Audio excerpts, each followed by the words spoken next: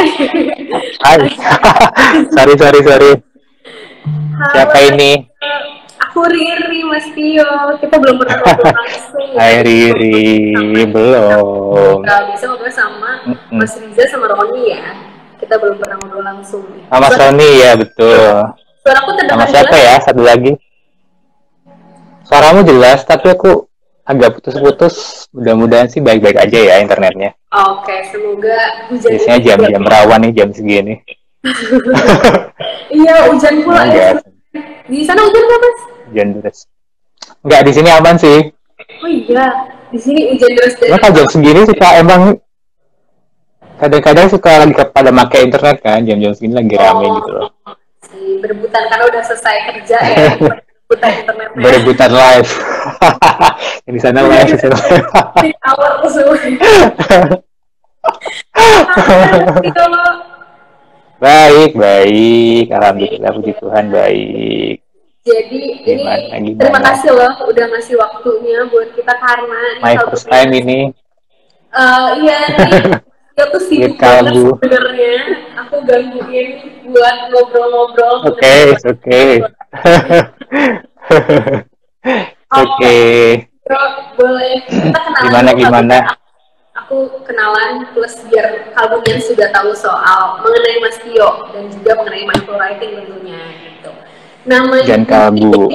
ya, ini Kalbunians ini adalah Mas Tio, namanya Wahyu Bramantyo, dan ini Mas Tio itu writer dan ECCD specialist, betul ya? Iya. Oke. Profesinya. Apa sorry? Profesinya. Oh iya profesinya. Tapi selain itu Mas Tio juga senang dan sudah berpengalaman mengenai mindful writing gitu ya. Sekarang kesibukannya apa sih Mas? Jadi kan tadi kan aku udah sebutin pekerjaannya Mas sebagai writer dari CCD, terus dan juga kan berbarengan sama ngurusin mindful writing ini juga kan, kayak sering banget live di mana-mana, kelas di mana-mana kalau sekarang. Lagi sibuk Kebetulan lagi ada waktu. Aku nggak sibuk ngapa-ngapain sih, sibuk menjaga kesehatan mentalku selama pandemi. betul. Sibuk taking care of my own mental health. Sibuk bertahan hidup selama pandemi. Sama seperti kalian, kok sama aja. Jadi selain bantu itu dari mindful writing supaya orang-orang kesehatan mental terjaga, sekalian barengan menjaga kesehatan mental sendiri gitu ya Mas ya. Iya dong. Itu yang pertama malahan. Itu nomor satu. Oke. Iya kan? Mulai dari diri sendiri. Biasanya tuh mindful writing kelasnya pas weekend sih. Kalau sekarang biasanya pas weekend. Weekendnya pas hari Minggu biasanya, karena aku dari Senin sampai Sabtu biasanya ada kerjaan. Jadi di hari Minggu baru bisa mindful writing pas weekend. Kalau nggak capek. Kalau mentalnya lagi stabil ya. Harus balance kan, sama kayak Harus balance life matters. Oh wow, oke, balance life. That's right. Benar, setuju. Oke, Mas, boleh diceritain nggak sih Mas mengenai profilnya Mas sedikit biar kabunya lebih kenal. Jadi Mas apa? Profil ya Mas Tio tuh seorang mindful writing, terus sama mindful writing itu apa sih? Maksudnya beda nggak sih sama nulis-nulis? Karena kan selama ini kayaknya yang kita tahu kalau udah gede ya, kalau menurut aku nih kayaknya makin gede ada sih sebenarnya yang emang masih membiasakan untuk nulis gitu, which is bagus banget. Tapi kan kayaknya kalau aku sendiri pun kayak jarang banget, jadi kayak pengen journaling tapi kadang-kadang ke skip terus udah lupa semua nggak journaling gitu kan. Itu kayak gimana sih Mas, emang mindful writing itu apa sih sebenarnya gitu? Mindful writing itu apa ya? Jadi itu salah satu tools aja sih, Riri ya. Salah satu tools aja buat apa? Menjaga our mindfulness gitulah intinya. Toolsnya ada banyak untuk menjaga mindfulness kita itu. Jadi apa ya? Kalau mindfulness itu kan gampangnya, simpelnya adalah bahasa yang sangat sederhana ya. Kita menjadi aware, menjadi sadar dengan apa yang kita lakukan, apa yang kita kerjakan, dan juga menjadi sadar dengan what happened inside us gitu loh, apa yang terjadi di dalam diri kita. Jadi being mindful, kita jadi sadar dengan kita lagi ngapain sih. Oh, lagi live saat ini di depan teman-teman bareng sama Kalbu gitu. Terus kita juga at the same time kita aware dengan what happened inside us. Di dalam tuh lagi kayak gimana nih gitu. Emosinya kayak gimana nih, ada apa nih di dalam kita, itu kita aware dengan itu. Gampangnya gitu, simple, bahasa simpelnya gitu ya. Tapi prakteknya nggak sesimpel itu, not that easy gitu. That's what I said. Ya nggak sih? Betul, pasti. Jadi kayak self awareness juga Mas ya, biar kita tahu aware sama diri kita sendiri itu kita sedang apa, biar di present itu present. Nah itu kenapa tadi aku bilang nggak segampang itu juga saatnya tadi yang kamu bilang itu, karena itu memerlukan banyak skill sebetulnya ya, kayak being present kayak lo bilang tadi kan, kamu bilang tadi kita being present mesti bisa ada di sini, being here and now, saat ini ada di mana. Kemudian juga untuk bisa itu kita perlu untuk slowing down, ya nggak sih, perlu melambat, perlu belajar untuk melambat, kita perlu belajar untuk bring our attention inside, jadi kita sadar dengan apa yang terjadi di dalam gitu kan. Sementara in our modern lifestyle saat ini, sekarang ini kan kayak kita apa ya, kayak ditarik ke the opposite direction kan, ke arah yang sebaliknya gitu. Kita perhatian kita bisa semua serba cepat, semua based on outcome, based on result, kita diminta untuk multitasking, ada banyak standar yang perlu kita penuhi, ya nggak sih? Di luar sana ada banyak banget standar-standar. Oh, kamu umur segini harus udah bisa kayak gini, umur segini harus udah punya ini segala macam. Akhirnya kadang-kadang untuk being mindful ini jadi agak nggak gampang karena kita jadi terbiasa untuk kayak put our attention outside gitu. Kita put our focus tuh ke external information, ke sesuatu yang ada di luar diri kita. Ya nggak sih? Mikirin omongan orang, mikirin postingan orang di Instagram, kalau udah bisa kayak gini, bisa kayak gitu kan. Terus teman-teman lu kok apa? Mikirin ekspektasi orang, kayak orang lain tuh expect kita. Ya, mikirin ekspektasi orang buat kita kayak apa? Udah umur segini orang ngomong kayak gitu, kok baru di sini, kok baru di situ, sementara gitu kan? Gitu nggak sih? Relate nggak? Kamu resonate nggak sama itu? Iya. Terus juga our lifestyle tuh kayak gitu, kerjaan kita kayak kita diminta buat multitasking, ngerjain sesuatu bersamaan. Belum selesai atau baru selesai deadline yang ini, udah datang, kita harus penuhi outcome berikutnya, harus ada result berikutnya, kayak gitu aja terus ya. Jadi kayak gitu, kita kayak untuk menjadi untuk slowing down, melambat, kemudian kita put attention, bring our attention inside, kemudian menyadari aku nih butuh apa sih sebetulnya. Itu tuh nggak gampang gitu. Aku tuh lagi ngerasa apa sih sebetulnya. What I really need, do I enjoy this, do I like this, itu tuh nggak sempet gitu kadang-kadang. Sekarang lagi ramai banget hustle lifestyle ya Mas ya. Nah itulah cepet gitu. Betul. Itu kenapa juga jadinya itu tadi, untuk jadi kadang-kadang kita perlu belajar lagi gitu, perlu berlatih lagi untuk mindful, untuk being mindful, menjadi sadar dengan apa yang kita lakukan, itu dengan keterampilan untuk get connected to ourselves lagi gitu, untuk terhubung dengan diri kita lagi.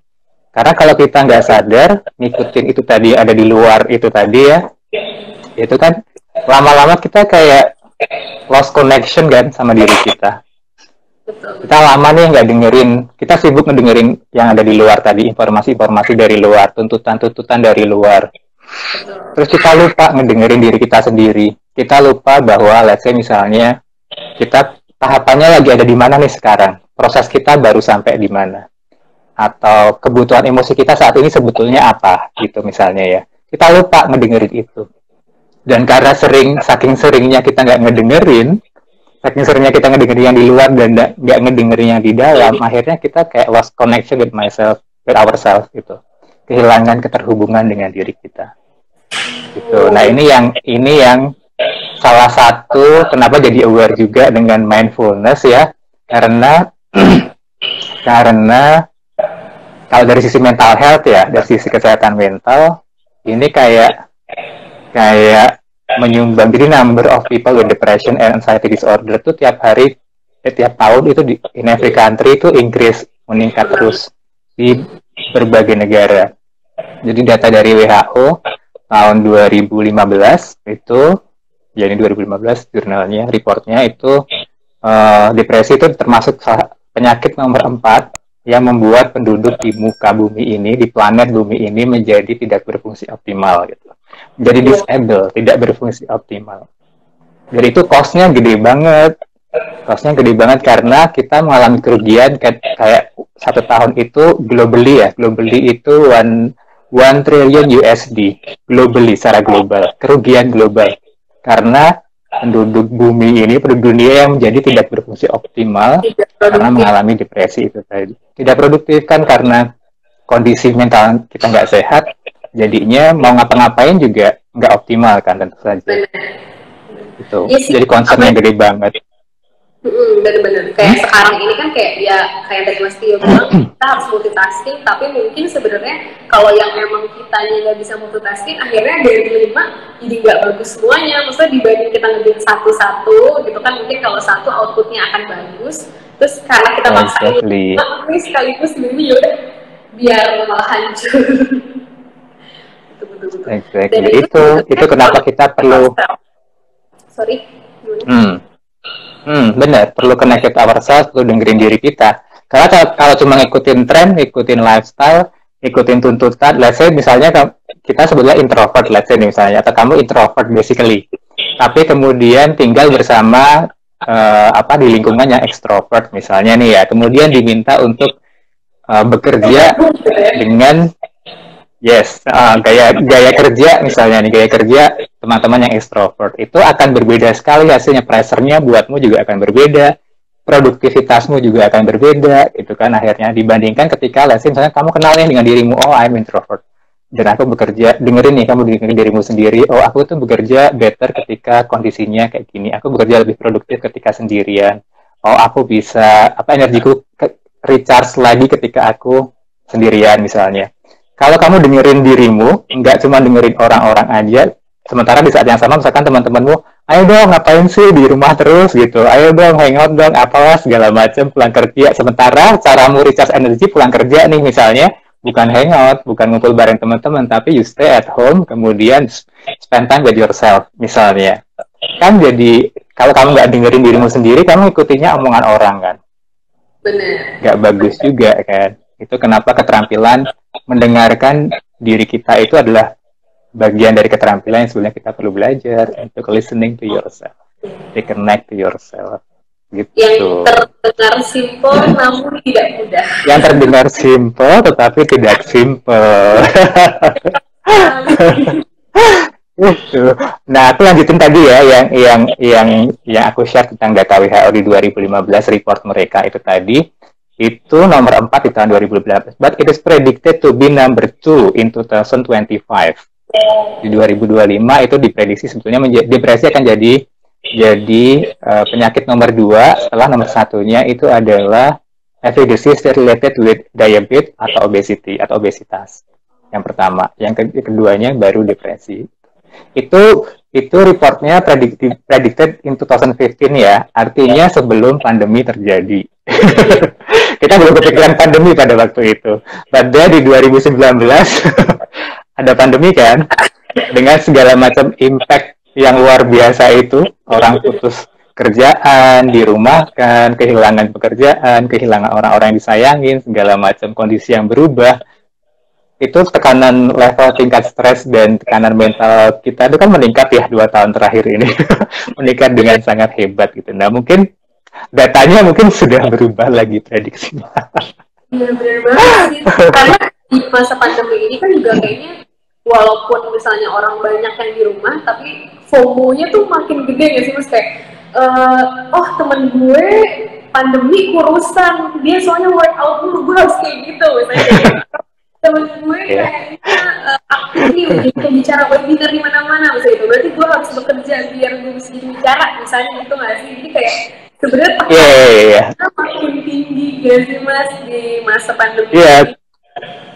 Kirain hilang kan, kirain kita stay at home, work at home tuh tekanannya berkurang, dan ternyata enggak juga. Zoom party all the day. Ini aku baru selesai meeting tadi kan jam setengah 7, jam 6-an. Makanya pas Mas Roni bilang, Mas, gak setengah 8 ya, jam 7. Oh, oke. Padat banget ya. Karena wave of information ini kan nggak terbendung ya, dengan justru malah ketika kita beralih ke sosial media, kita beralih ke ke cara hidup yang online kayak sekarang ini kan. Kecuali kita kebatasin sendiri, itu semua informasi itu kan masuk ke rumah kita ya. Wave tsunami of information itu tuh masuk ke rumah kita every second gitu. Kalau kita nggak nyetop sendiri, ya nggak sih? Makanya Gen Z itu adalah generasi yang paling banyak terpapar informasi, paling gampang memperoleh informasi karena mereka aksesnya sangat banyak dengan internet. But mereka juga generasi yang paling cemas gitu. Yang paling insecure. Sometimes.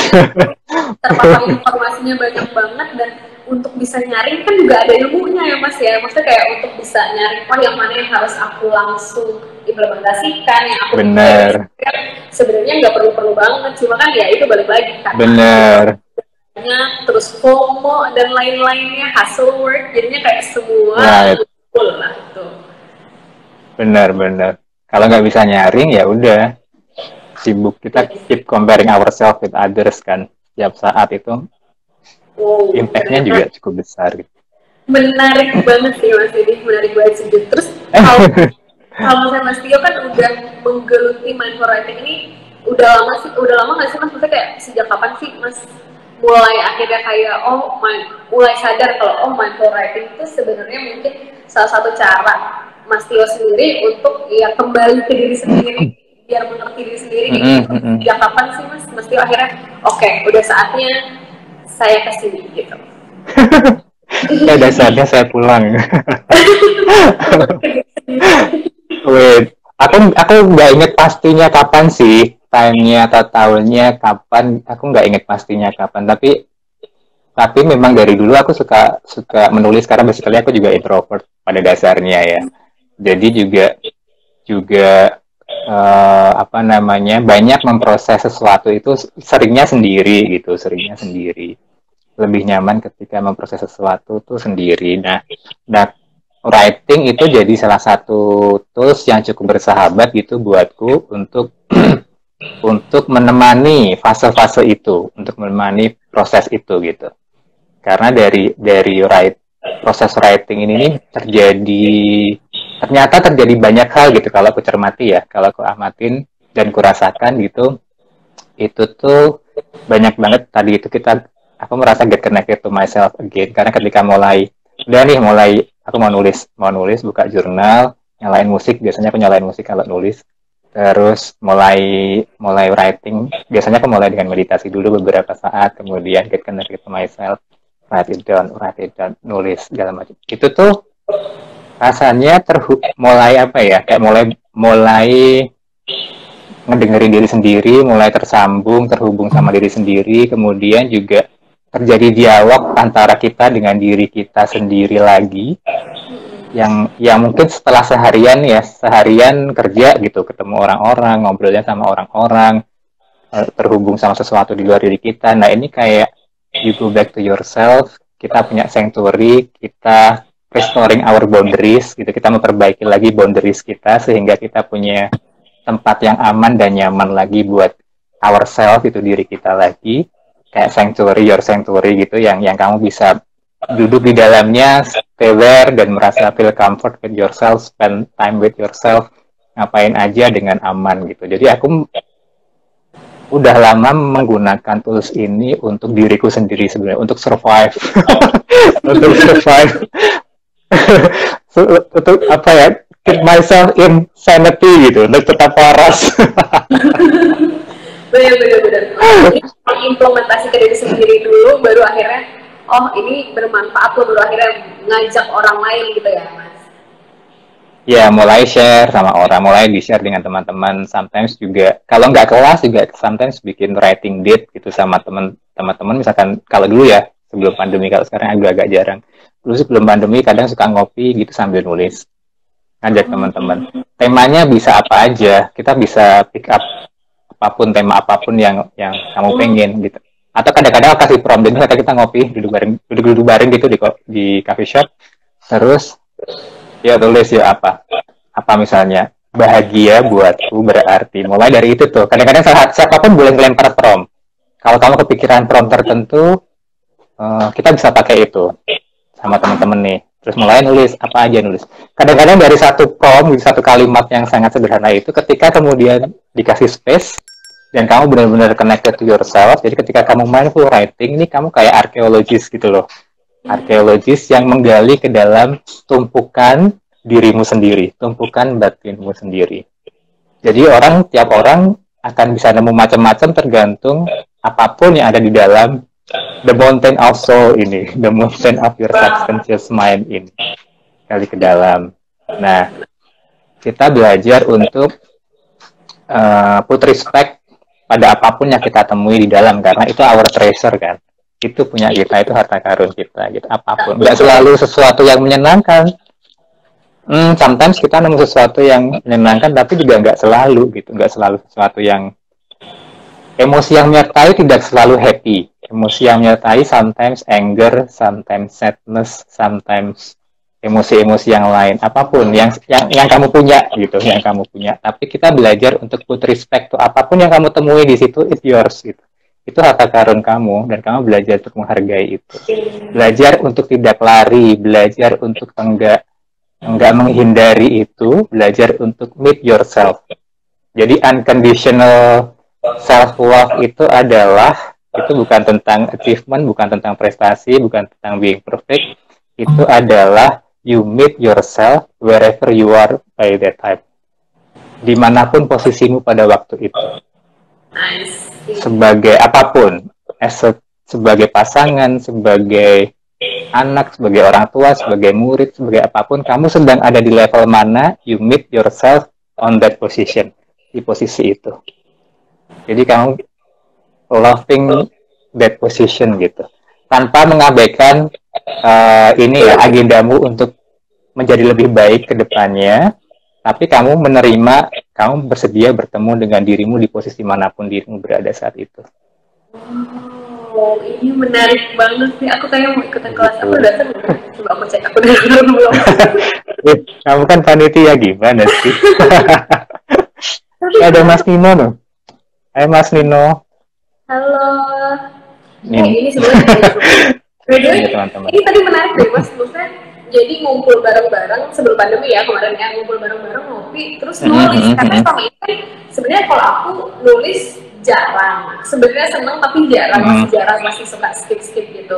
Cuma aku senang baca, dan kalau yang kayak gitu seringnya aku dengernya bedah buku kan, kayak ayo kita ngumpul bareng-bareng sambil ngopi sambil bedah buku gitu kan biasanya. Kalau ini ternyata writing itu bisa kayak gitu ya, aku baru denger kalau ini.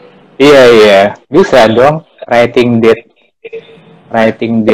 itu menyenangkan sih, itu menyenangkan banget.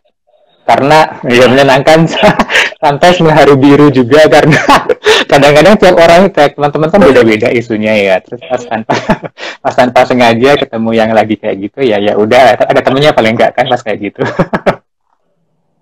Karena orang kan beda-beda ya, jadi akhirnya kita suka terbawa juga gitu ya. Ya orang beda-beda. Iya.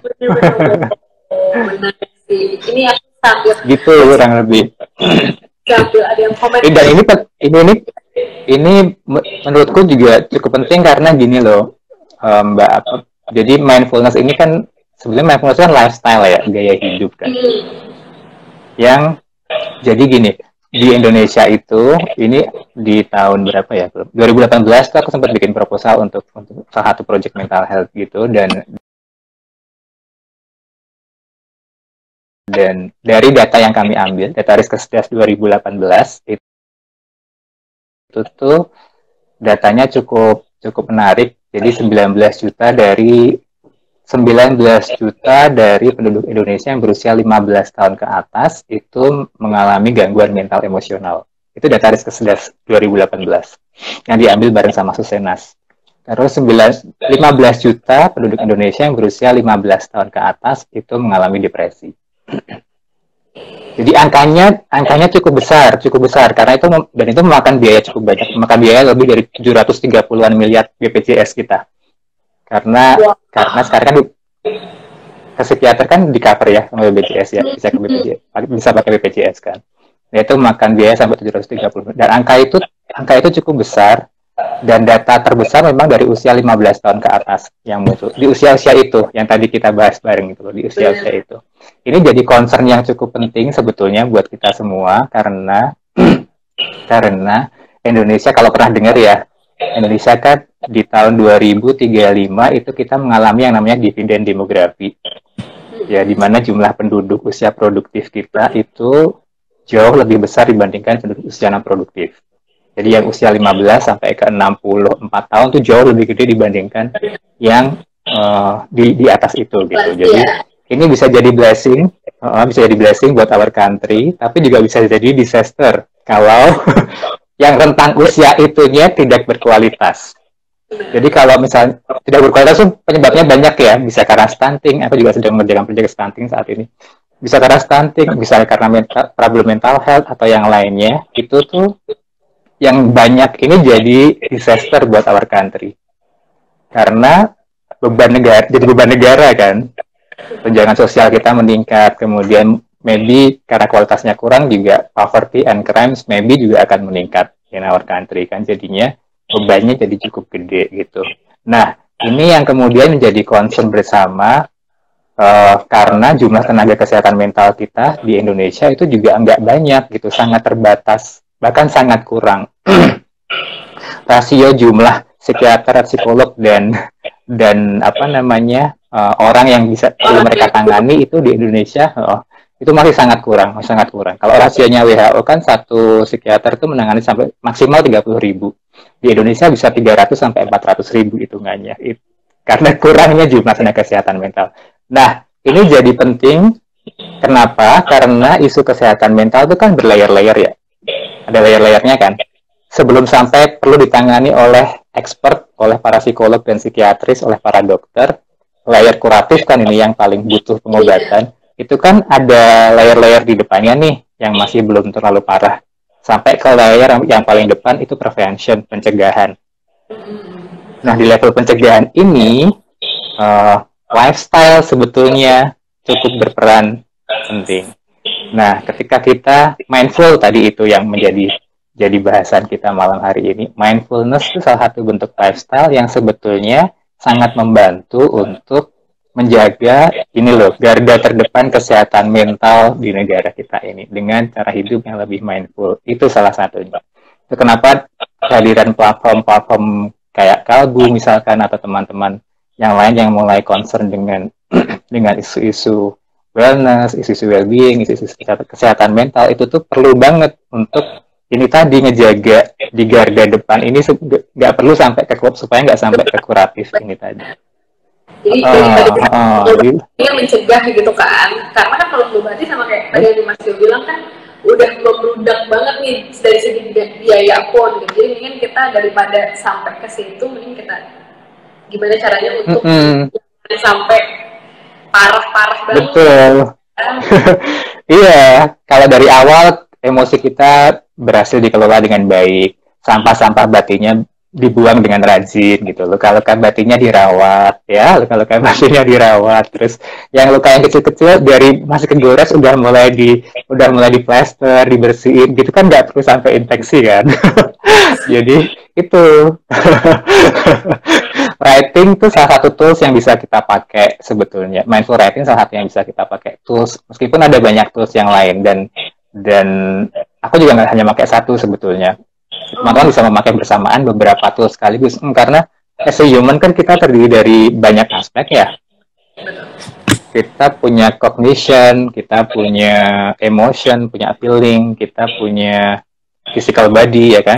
Nah, untuk punya spirit, punya jiwa. Nah, ini untuk menjaga ini kan ini kan modalities yang perlu kita jaga. Masing-masing punya cara yang berbeda-beda untuk menjaganya. Benar nggak? Cognition, pikiran, cara ngejaganya beda. Nah, iya. Emosi, cara ngejaganya beda. Tubuh, fisik kita, cara ngejaganya beda. Jadi mungkin akan diperlukan beberapa keterampilan, beberapa teknik ya yang beragam untuk menjaga ini tadi, semua aspek-aspek ini tadi. Betul. Gitu kurang lebih. Wow, ini menarik sih Mas, menarik banget. Karena ya itu balik lagi sebenarnya ke diri kita sendiri, tapi tidak mudah. Jadi PR-nya banyak sebenarnya kalau ya lebih baik sih mencetak mulai dari sekarang gitu ya Mas ya. Jadi daripada lebih parah. Kalau Gimana? Sorry. ya, kalau dibiasakan tuh sebetulnya jadi nggak terlalu berat gitu loh. Kalau dibiasain ya, misalnya kalau kan aku biasain tiap pagi untuk nulis nih, untuk writing. Misalnya nih, nulis. Teman-teman saya terbiasa nulis tiap hari mindful writing. Itu kan dirimu tuh mindful writing ini kalau buatku ya, ini kayak kita punya inner world kan, kita punya dunia di dalam diri kita nih. Inner world yang di dalamnya isinya macam-macam banget. Ada our emotion, ada kebutuhan emosi kita, ada ego, ada hope, ada harapan, ada motif, whatsoever, macam-macam banget di dalam sini nih. Nah, kalau kita nggak kenal itu, kita nggak kenal dengan our inner world, itu tuh yang di dalam suka jadi menakutkan buat kita, sehingga kita nggak mau ketemu apa-apa yang ada di dalam. Tapi that's our world kan, itu our inner world kan. Mau nggak mau kita tuh akan ketemu itu setiap saat sebetulnya, ya kan? Nah, kalau si mindful writing ini nih fungsinya sebetulnya salah satunya adalah membantumu untuk keluar masuk ke dalam your inner world ini tadi. Kemudian when you write it down tuh kayak kamu bikin map of your inner world gitu. Kamu bikin peta dari your inner world. Karena aku sering banget ketika nggak nulis dengan menuliskannya tuh buatku akan berbeda gitu. Ketika aku in purpose set intention to write to mindful writing itu melakukan ini nih, aku ternyata nemu banyak banget. Jadi kayak petanya yang di dalamnya jadi banyak banget. Oh ternyata aku ada emosi nih misalnya ngerasa marah dengan ini. Yang kalau nggak aku tulis aku nggak sadar dengan perasaan itu. Cuma kegulung-gulung aja. Dan ketika aku write it down tuh kayak oh aku marah dengan ini karena ini. Sebabnya ini, rasanya sebesar ini. Yang bikin aku sakit karena ini. Kenapa aku marah? Pesannya si marah nih mau ngomong apa sama aku sebetulnya? Apa yang perlu dijaga? Apa yang perlu diperbaiki? Boundaries mana yang rusak dan perlu diperbaiki lagi misalnya? Atau ketika sedih aku bisa sadar, menyadari, oh aku lagi sedih. Ada sesuatu yang need to be released. Ada sesuatu yang perlu dilepasin. Apa yang perlu dilepasin? What need to be released? Apa yang perlu dilepasin? Bikin peta itu gitu. Jadi kita aware dengan map yang ada di dalam. Dan kita nggak takut sama apa-apa yang ada di dalam. Jadi malah lari. Gitu Kita punya ya. Kenapa? Jangan sampai kita malah lari dari emosi yang kita hadapi. Jadi dengan mindful writing kita benar-benar kayak sadar, oh aku tuh sedih atau lagi senangnya karena apa, sedih karena apa gitu ya. Karena emosi bener sih. Terutama nggak tahu ya, aku kayak di Indonesia pun juga kayak untuk meluapkan emosi juga orang masih takut-takut gitu nggak sih Mas? Kalau untuk nunjukin ke orang lain kan. Jadi mungkin kalau emang belum bisa nunjukin, misalnya aku nggak suka pasti jangan gini belum bisa kayak gitu ya, minimal mungkin kita sadar dulu nggak sukanya gara-gara apa gitu, terus disadarkan gitu kalau Mas ya, salah satunya biar lebih sadar nih kita. Betul. Jadi salah satu keuntungannya writing juga itu tuh aman gitu, aman dalam artian kamu nggak perlu selalu harus, kalau kamu berbicara sebetulnya punya efek yang sama dengan writing. Ini penelitiannya kalau kamu pernah dengar namanya James Pennebaker, dia salah satu psikologis yang scientist juga yang banyak melakukan penelitian terkait writing, namanya James Pennebaker. Dia juga ngelihat penelitian tentang berbicara gitu ya. Sebetulnya berbicara ini punya fungsi yang sama dengan writing, punya impact yang sama gitu, sama optimalnya. Cuman untuk bisa berbicara dengan kamu aman dan nyaman dan memastikan nggak backfire, memastikan dia nggak kesebar kemana-mana juga, itu yang agak sulit ya Bu.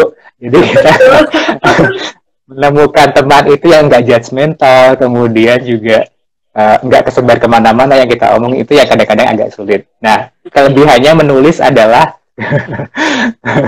dia lebih aman, relatif lebih aman gitu.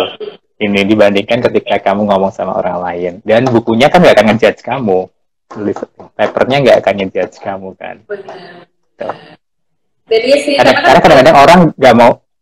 Ya sorry, lanjutin aja Mas. Nggak kadang-kadang orang nggak mau sharing tuh karena takut dijudge kan. Takut dihakimin gitu. Tuh. Dan iya sih, yang kalau yang lebih aman. mungkin kalaupun kita ngomong, mungkin walaupun impactnya ngomong sama, tapi kan ya itu takutnya backfire pas kita ngomong, terus orang lain menanggapi, ternyata kita nggak siap dengan tanggapan orang lain, kan juga malah menyerang diri sendiri akhirnya ya. Kalau sama buku lebih aman. Asal jangan kebaca kali bukunya ya. Asal jangan kebaca bukunya. Nah, bagian dari salah satu yang kita pelajari di salah satu kelasnya mindful writing itu adalah mengenalkan ini. Ada satu kelas connecting to your inner wisdom yang itu kita belajar teknik banget tentang mindful writing. Salah satunya juga mengenalkan bantu lingkungan di sekitarmu itu tuh buat mengetahui bahwa your journal, buku jurnalmu ini adalah your privacy gitu. Jadi itu kayak laptop, kayak handphone. Jadi kadang-kadang memang di Indonesia aku sering dari teman-teman peserta kadang-kadang dapat ini, Mas, aku nggak berani nulis karena takut dibaca, takut ketahuan. Nah, ini salah satu hal penting yang kita perlu edukasi ke our environment, ke keluarga kadang-kadang, atau ke lingkungan. Kalau mereka belum punya value tentang ini, perlu diedukasi, dikenalkan bahwa buku jurnal adalah bagian dari barang private kita yang kalau nggak boleh dibaca sembarangan gitu. Gitu. Kalau tergeletak atau apa, itu tuh perlu kadang-kadang memang perlu disampaikan, diulang-ulang. Kalau aku sampai sekarang udah nggak khawatir bukuku tergeletak di mana-mana, insya Allah nggak ada yang baca. Karena udah tahu gitu maksudnya. Atau mungkin dulu kali Mas, kayak zaman dulu yang kan kalau ada gemboknya. Nggak ada gemboknya. Bisa. Atau ditulis di tab juga boleh kalau teman mau private lagi. Di lock ya. Ini ada yang komen katanya barusan praktek. Oh iya nih teman-teman. Pas makan Indomie. Oh iya. Iya sebetulnya itu bisa dipraktekkan dalam macam-macam caranya. Dalam hal apapun. Dalam hal apapun. Kalau teman-teman belajar meditasi juga itu kan ada banyak ya media atau sarana objek meditasi itu kan ada banyak. Kamu bisa pakai suara, bisa gerakan, kemudian bisa nafas, bisa apapun macam-macam itu bisa dijadikan objek meditasi. Pada saat melakukan mindful writing sebetulnya yang terjadi fase meditasi ini juga sering sekali terjadi. Karena ketika kita get connected to yourself, kemudian you bring your attention inside. Lalu misalnya nih kita mau nulis tentang emosi nih, misalnya kasih prompt yang kamu rasakan saat ini, yang aku rasakan saat ini adalah. Nah, pada waktu itu yang teman-teman lakukan adalah you go deep inside yourself, try to connect it to yourself, lalu just be observer. You observe what you feel. You observe what you feel. Apa yang kamu rasain. Jadi kita belajar untuk ketika writing ini melihat our emotion atau our thought, pikiran kita atau body sensation itu sebagai objek, simply as an object to be observed. Sama kalau kayak kita melihat daun atau melihat pohon atau melihat sesuatu yang ada di luar kemudian kita tuliskan. Nah, cuman ini our inner world, sesuatu yang ada di dalam diri kita. Jadi kita belajar untuk sama prinsipnya kayak meditasi itu tadi. We have emotion but we are not our emotion. Kita sadar dengan itu. We have thoughts, kita punya pikiran but we are not our thoughts. Kita bukan pikiran kita. We are the one who observe. Kita adalah yang mengamati. Kalau kita bisa mengamati arus sungainya, itu kan berarti kita tidak sedang tergulung-gulung di dalamnya. Gitu. Ya kan? Kalau kamu bisa mengamati bahwa, pikiranku ini ngomong ribut banget deh. Dia masa ngomong, aku katanya nggak cukup berharga, aku nggak cukup baik, gitu. Tapi kamu sadar, it's just my thought. It's just my thought. Kamu sadar, you put yourself as an observer. Kamu nggak tergulung di dalam sini. Kamu nggak false identify yourself as your thoughts. Kamu nggak salah mengidentifikasi dirimu sebagai pikiran, tapi bisa menyadari ini, posisimu sebagai observer. Itu proses meditasinya terjadi. I observe my thoughts. Lama-lama itu otomatis berjalan kalau kita rajin berlatih. Kuncinya memang dipraktis sih sebetulnya. Nah, ini yang kita perlu belajar. Praktis. Kita perlu belajar. Ketika rajin melakukan ini, lama-lama biasanya tanpa bantuan writing atau bantuan meditate juga di keseharian lebih terbantu. Meskipun nggak otomatis banget ya kadang-kadang, tapi terbantu gitu untuk kita punya space, punya jeda untuk menyadari this is just my thought, it's just my thought. Nggak perlu, karena problemnya bukan your thoughts kan. Thoughts ini ya emang kerjanya gitu, ribut, bolak-balik, past, future. Tapi kita, selama kita, problemnya adalah kita believe on this gitu loh. Jadi masalah. Thoughts-nya sendiri nggak masalah ya, memang begitu. But when you are believe on your thoughts, baru itu jadi problem. Kamu percaya bahwa kamu memang buruk gitu. Kamu percaya bahwa kamu nggak cukup baik, baru itu jadi masalah. Tapi once kita realize, oh itu cuma pikiranku yang lagi ngomong, aku nggak cukup baik, kita bisa sadar itu, ini bukan masalah. It's just thought. Kita sadar dulu ya, jadi harus kayak gini. Benar-benar nih banyak yang komen katanya ya sosial media sangat berpengaruh katanya. Gimana ya? Tetap katanya detox, detox sosmed susah banget.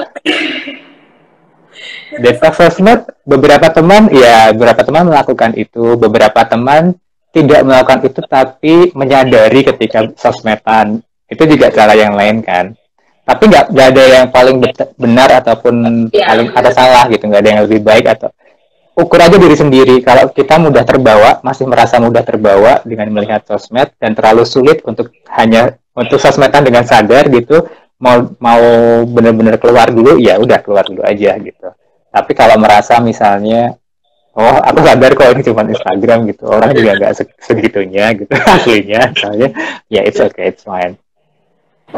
Terus sekarang mungkin ini kali ya kan, kalau di handphone atau di Instagram sendiri ada screen time kan, jadi mungkin kalau emang kita masih susah nahan diri sendiri mungkin bisa ngebantu pakai screen time gitu kali ya, biar udah kebanyakan nih daripada overthinking. Buat reminding yourself gitu, buat ngingetin. Boleh juga. Apa yang lebih efektif buat teman-teman deh. Yang penting ketika teman-teman jujur nih, itu kenapa perlu belajar get connected and listen to yourself adalah ya kita doang yang tahu gitu, kita tuh seberapa besar terpengaruh dengan ini sebetulnya gitu. Mau diajari, kayak kan cuma teknik ya, kayak misalkan cukup sekian jam misalkan, atau cukup berapa menit gitu, itu kan teknik dari luar. Apapun tuh teknik, even mindful writing itu juga teknik gitu. Seberapa teman-teman cocok dengan itu, kamu yang tahu gitu. Kalau nggak cocok, kita cari cara lain gitu. Gitu aja. It's just reference. Yang penting aware dengan dirimu. Aku terpenuhi nggak ya kebutuhanku dengan ini? Oh belum. Oke, di bagian mananya yang belum terpenuhi? Oh di bagian ini. Oke, gitu loh. Kita sadar dengan itu. Betul banget sih. Wow, ini menarik banget, Mas. Kayaknya ini buat kamunya sih yang nonton dan mau tahu lebih lanjut, bisa langsung daftar loh ya. Jadi kita bakal punya sesi kelas bareng sama Mas Iyo di hari Minggu ya, tanggal 12 September. Besok Minggu ya? Hari Minggu, dan bisa langsung temanya ke websitenya buat daftar gitu. Karena menarik banget sih Mas.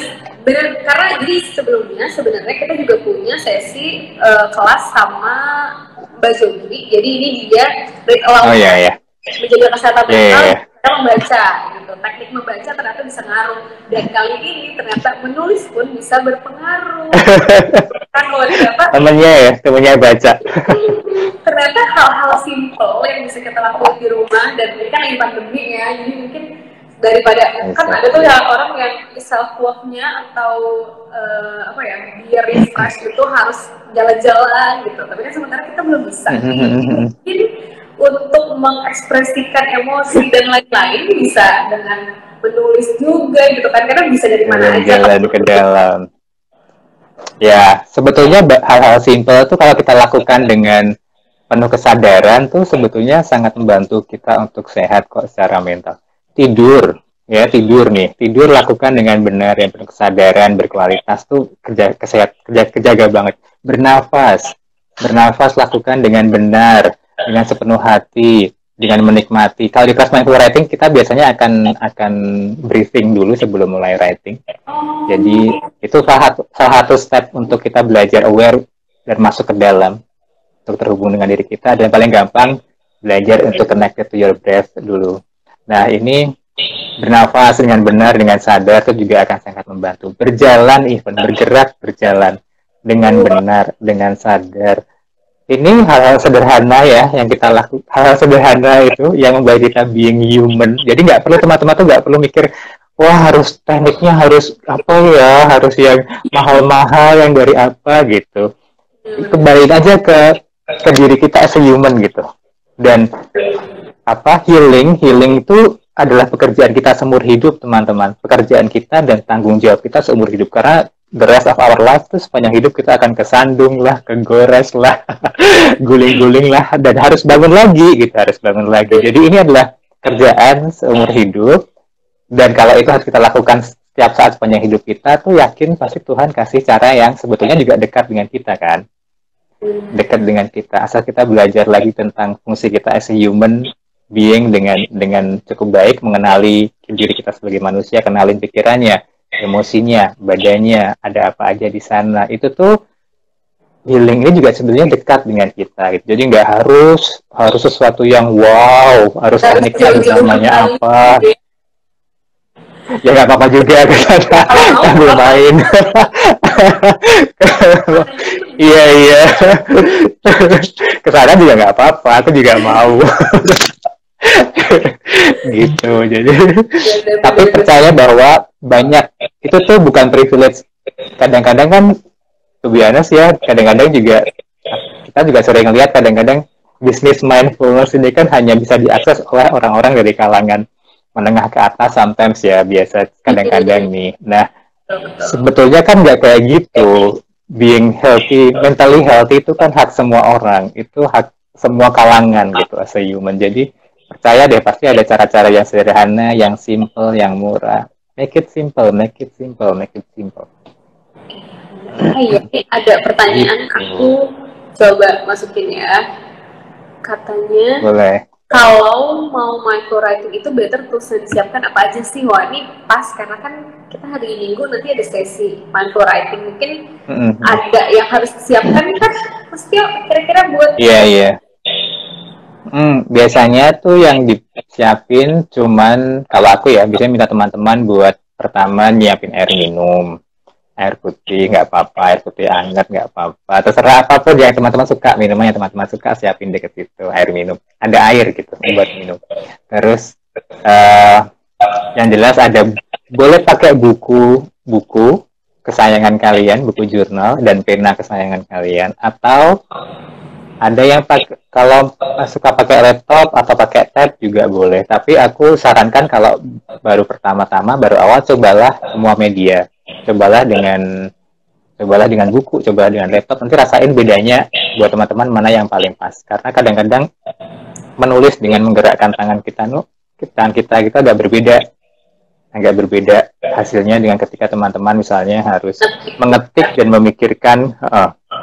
Kita nanti proses mindful writing itu kan kita berusaha untuk flowing untuk penetrate into your subconscious mind gitu, untuk ketemu dengan macam-macam di dalam sana. Nah, kita berusaha mengurangi sesuatu yang interrupt that proses, yang menginterupsi proses itu. Jadi kalau teman-teman merasa mau pakai laptop, terus ternyata masih harus mikir nih di keyboardnya huruf R di mana ya gitu, atau huruf A di mana gitu, better pakai tulisan tangan aja gitu, supaya nggak perlu mikir waktu melakukan ini gitu. Jadi just flowing gitu. Kemudian kadang-kadang kan juga teman-teman boleh bawa benda-benda kesayangan yang membuat kalian nyaman, mau bawa selimut, mau bawa bantal, segala macam silahkan. Mau sambil oles essential oil, nyalain diffuser juga boleh, silahkan. Apapun yang bikin kalian nyaman, pastikan teman-teman di tempat yang nyaman buat kalian, merasa aman. Dan kalau bisa set boundaries for a while, kalian bikin boundaries dulu untuk beberapa saat untuk tidak terganggu dengan hal-hal yang lain. Jangan disambi kalau bisa. Jangan sambil ngelakuin yang lain gitu. Mau nulis dulu sampai 2,5 jam ke depan misalnya gitu. Udah. Kalau punya anak kecil misalnya, ya bilang sama suami atau bilang sama siapa, titik dulu ya. 2,5 jam ke depan mau nulis dulu sebentar, habis itu gitu. Ya, fokus soalnya ya mindful writing ini ya. Tapi alatnya sih basically cuman buku tulis dan alat dan pena kesayangan kalian aja. Oh, sebenarnya kayak itu balik lagi sebenarnya simple kan, barangnya pun simple. Simple. Dan topiknya besok minggu tuh cukup menarik ya tentang apa self love. Self love into healing. Bagaimana self love ini bagaimana self love ini adalah journey into healing, adalah langkah awal, fondasi awal menuju proses healing. Ini menarik banget sih. Menarik sih. Self love. Healing itu kan lifetime journey, betul nggak sih Mas? Jadi kayak bukan yang betul. Besok mau healing nggak yang kayak gitu kan? Tapi ada proses yang panjang supaya benar-benar bisa self healing itu sendiri. Benar dan sekali. Dan self awareness. Iya, benar. Itu proses, itu perjalanan panjang. Self love pun tuh perjalanan yang cukup panjang, teman-teman. Jadi banyak dari kita yang nggak sekali jadi langsung loving yourself gitu. Tapi kalian harus berlatih. Kita harus berusaha untuk terus belajar loving ourselves ini. Karena banyak dari kita yang mungkin tumbuh di lingkungan yang tidak support our self worth gitu, nggak membantu kita untuk membentuk self worth yang baik, self concept yang baik.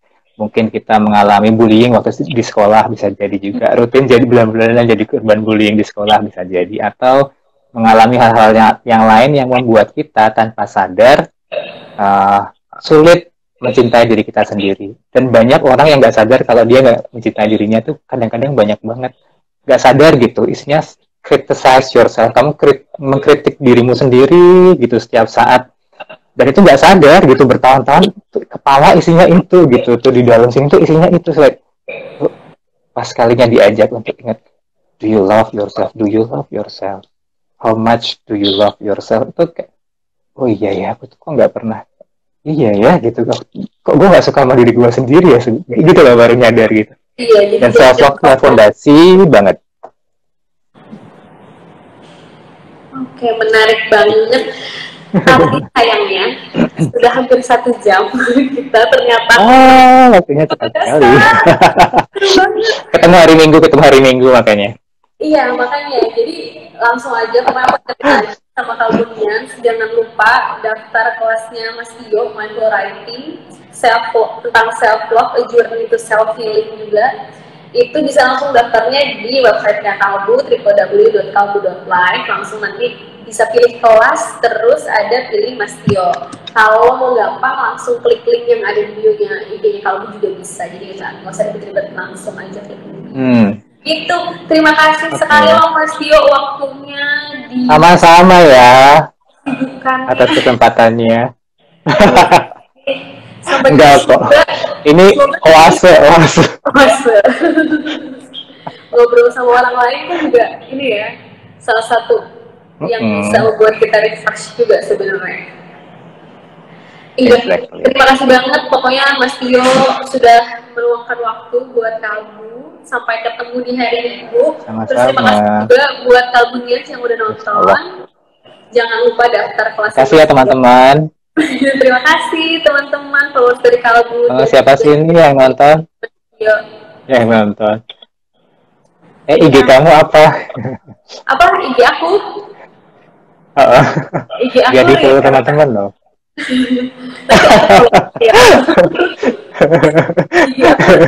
Yang Riri RTS. Yang belum follow IG kami, follow IG. Kenapa? Sorry.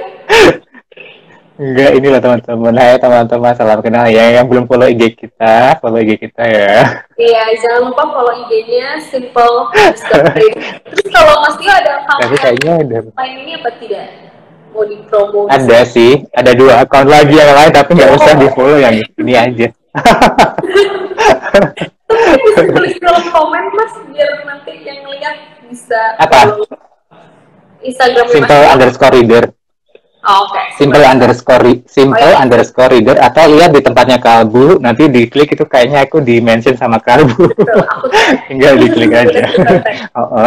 Siap kalau gitu. Terima kasih ya Mas Tio ya waktunya. Thank you ya. Terima kasih udah ngobrol-ngobrol. Semoga pandeminya cepat selesai biar kita bisa bikin sesi mindful writing yang langsung ketemu biar lebih seru. Amin. Sambil ngopi-ngopi ya. Tuh, sehat-sehat ya Mas Tio. Terima kasih waktunya. Sehat-sehat semuanya teman-teman juga ya. Jaga kesehatan. Kalau ketemu hari Minggu ya. Hari Minggu, dadah. Bye.